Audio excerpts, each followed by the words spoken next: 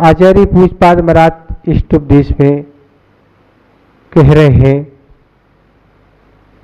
कि यह इस प्राणी पर संगति का क्या प्रभाव पड़ता है।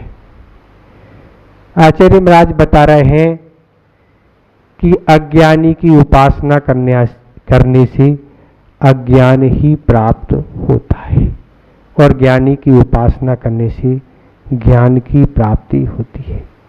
ये तो आज दुनिया में प्रसिद्ध ही है कि जिसके पास जो होता है वही तो वह देता है। ये उदाहरण स्वरूप आचार्य महाराज एक श्लोक हम सब संसारी प्राणी के समक्ष रख रहे हैं कि अज्ञानी की उपासना करोगे, अज्ञानी की संगति करोगे, उसके साथ रहोगे तो क्या होगा, अज्ञान ही बढ़ेगा।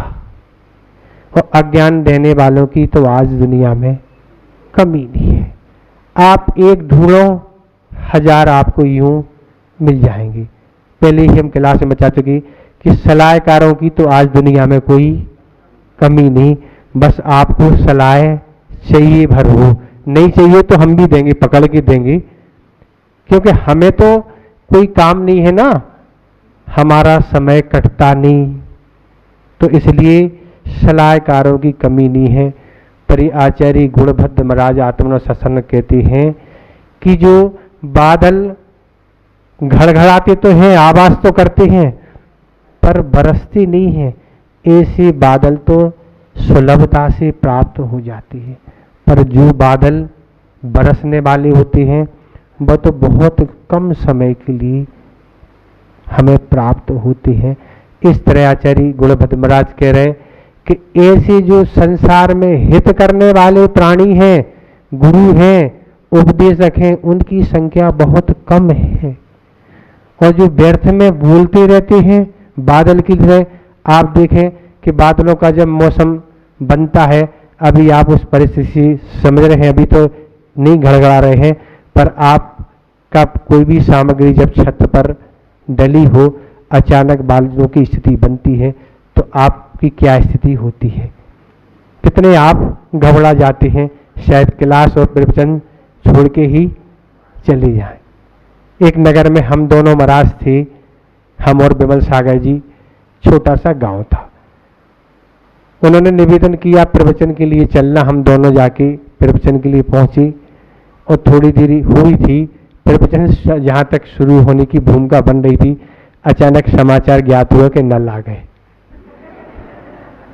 अब सब जाने की सोचने लगे। हमने कि भैया अब क्या करें, वो तो स्थिति है, अब क्या करें, एक कुछ भी छूटेगा ना, क्योंकि हफ्ते में एक दिन आते हैं, गर्मी प्रारंभ होने वाली थी।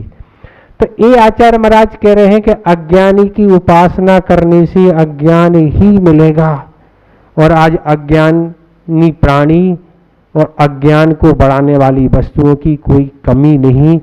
आज निरंतर अज्ञान की सामग्री निरंतर बढ़ रही है, हम आपके सामने उपस्थित हो रही है। जिन्हें हम ज्ञानी समझते हैं, वैज्ञानिक समझते हैं, खोज करने वाला समझते हैं, वो वस्तुतः हम विचार करें आगम गति से तो वो ज्ञानी है क्या? आचार्य ने उन व्यक्तियों को ज्ञानी की कोटि में नहीं रखा। ज्ञानी को किन को रखा ज्ञानी की कोटि में? उनको रखा जो स्वयं अहित से बच के दूसरे को क्या है हित में लगाएं, अर्थात अहित से बचा के हित में लगाएं। उनको आचार्य ने ज्ञानी की कोटि में रखा। ऐसा नहीं कि कोई भी वस्तु आपको प्राप्त करा दें, उपलब्ध करा दें और आप उनको ज्ञानी मानने लगें, ये ज्ञानी की परिभाषा नहीं है। तो आचार्य महाराज ये कह रहे हैं कि अज्ञानी की आप संगति करोगे तो आपको अज्ञान बढ़ेगा। अज्ञानी वही है जो रात दिन विषय कषाओं में लगे हैं, पापों में लवलीन हैं और भी दुनिया के ऐसे कार्यों में फंसे हैं जो संसार को बढ़ाने वाले हैं, जो दुर्गति में ले जाने में कारण बनेंगे। ऐसे अनेकों पाप हैं, अनेकों क्या है कार्य हैं, अपन को समझ में नहीं आता है कि ये भी कारण हमारे जीवन में दुर्गति के लिए कारण बन सकता है। ऐसी ऐसी उदाहरण आचार्य ने ऐसी सी कथाएं आगम में प्रस्तुत की। तो अज्ञानी प्राणी को समझना होगा और अज्ञान बढ़ाने वाली वस्तु को समझना होगा। अगर आप दुखों से बचना चाह रहे हो, दुख से आपको बचना है और कष्टों से बचना है, तो ये सब चीज समझना आवश्यक है, अन्यथा कोई अपने पास उपाय नहीं। आचार्य कुंद कुंद महाराज ने रेणसार में कई प्रसंगों में गाथा के माध्यम से बात को कही कि हम तो आपको बता रहे हैं, समझना हो तो आप समझो, नहीं समझना हो तो जो आपको रुचे सो वो करो। हम क्या कर सकते हैं? साक्षात तीर्थंकर भगवान भी चाहें कि हमारा कल्याण कर दें, आपका कल्याण कर दें, तो कल्याण नहीं कर सकते। क्यों नहीं कर सकते? जब तक हम नहीं चाहें। वह तो एक उपाय बता सकते, रास्ता बचा सकते, पर करना तो हमें ही होगा। हित का मार्ग हमको ही अपनाना होगा, और कोई अपनाए और किसी को मंजिल प्राप्त हो जाए, ये तो संभव नहीं।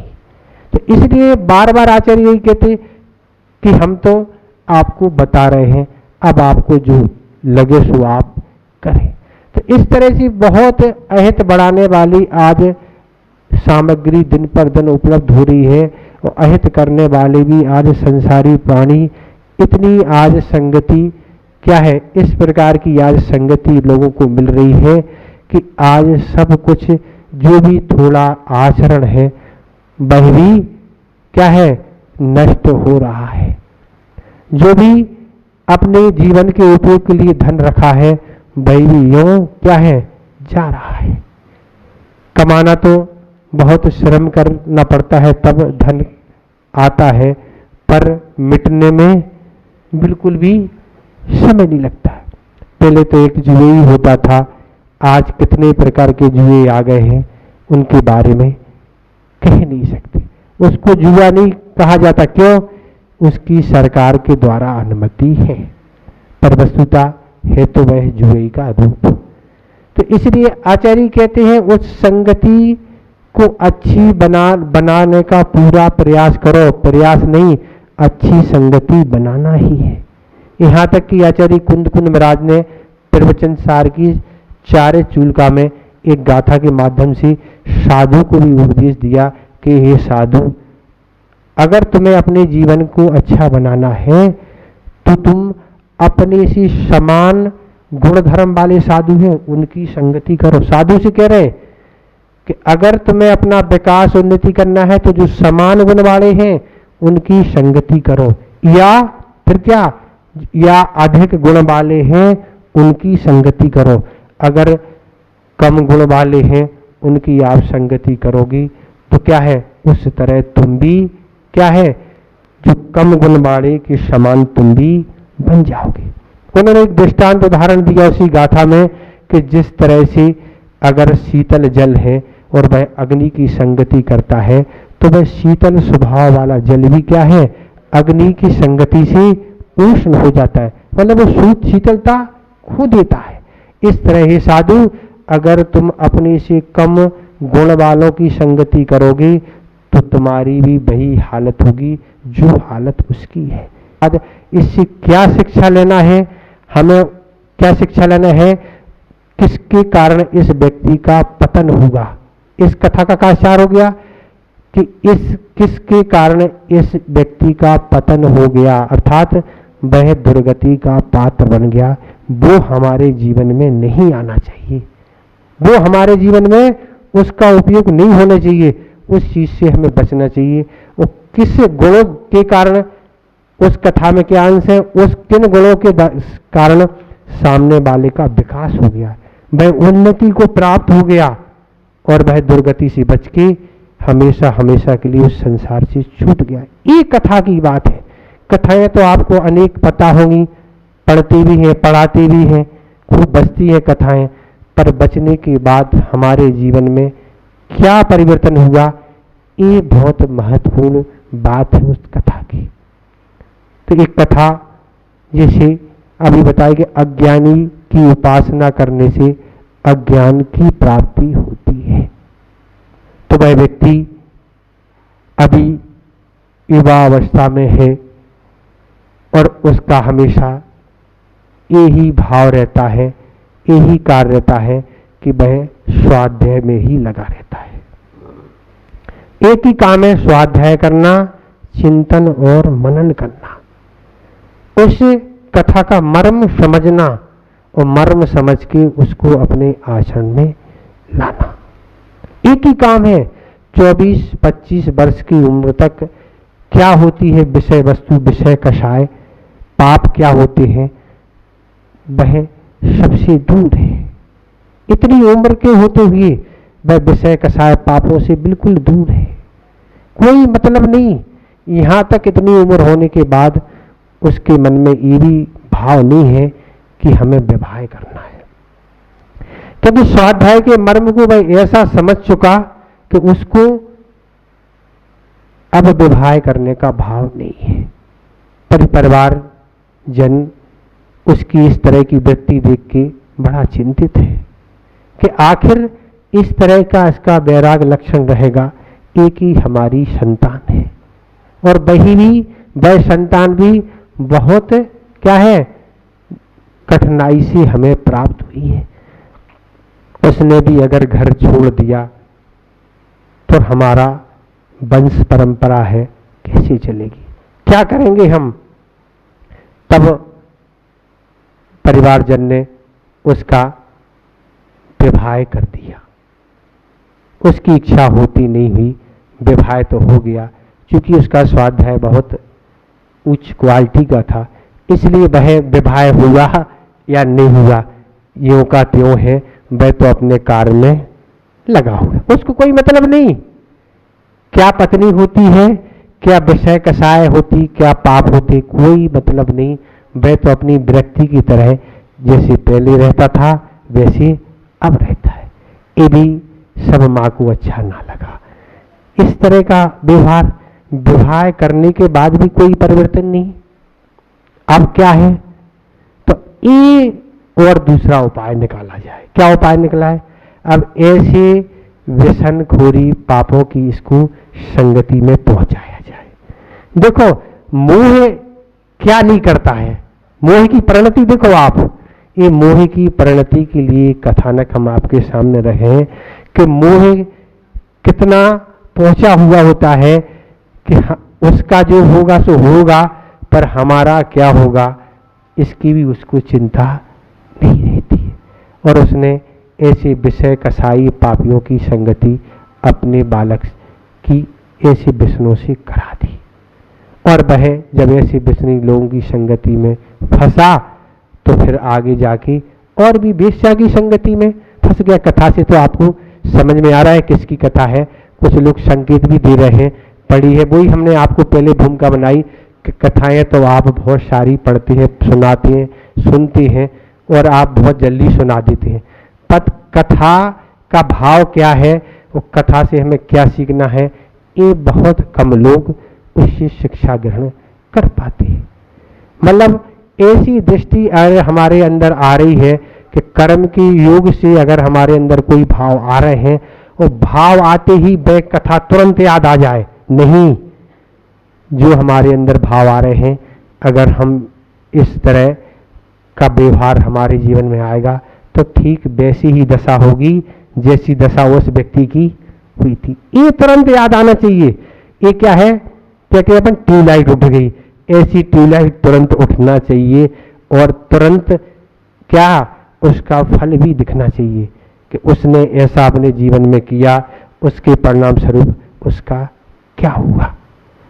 ये महत्वता स्वाध्याय की है। गुरुदेव ने एक बार कहा था कि स्वाध्याय का फल यही है कि कसाओं की ज्वाला शांत होना चाहिए, तो स्वाध्याय का फल है। कसाय वही धधक रही है, वही बढ़ रही है, तो अभी अपन स्वाध्याय का मर्म नहीं समझती। कोई के कर्म के उदय में क्या है, तत्वा सूत का सूत याद तुरंत आ जाए। क्या याद आ जाए, कोई भी जो भी आपके अंदर कर्म के उदय में कोई भी भाव बन रहे हैं वो भाव तुरंत आ जाए कि इस जो भी भाव हमारे आ रहे हैं इसका फल क्या मिलने वाला है, तो स्वाध्याय की सार्थकता है। ऐसे तो आप रटते और रटते ही रहे हैं और रटने वालों की कमी नहीं है, पर रटने नहीं है, वह जीवन में उतारना है। और वह ऐसी वेश्या की संगति में फंस गया कि वह उसने तो अब घर आना ही बंद कर दिया। कहाँ देखो एक स्वाध्याय की संगति, कि हाँ तत्व की संगति, और कि हाँ पापों की संगति।